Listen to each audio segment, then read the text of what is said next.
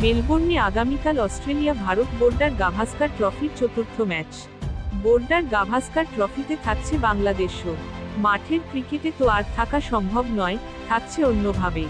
Bharat Australia সিরিজের শেষ দুই টেস্টেই আম্পায়ার হিসেবে থাকবেন বাংলাদেশের শরফুদ্দৌলা ইবনে শহীদ।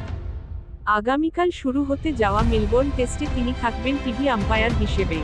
এরপর ৩রা জানুয়ারি শুরু হওয়া সিডনি টেস্টে অনফিল্ড আম্পায়ারের দায়িত্ব পালন করবেন শরফুদ্দৌলা।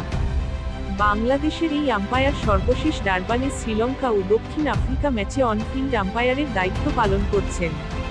ডারবান টেস্টে তার আম্পায়ারিং বেশ প্রশংসিত হয়েছে।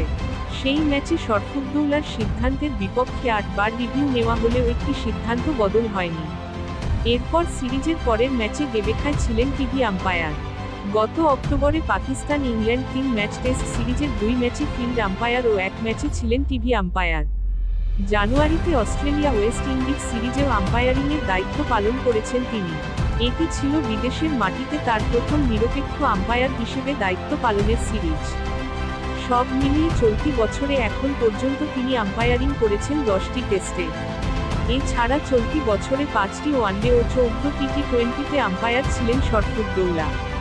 আম্পায়ার হিসেবে ব্যস্ত সময় পার করছেন শরফুদ্দৌলা, সেটা তাই বলাই যায়।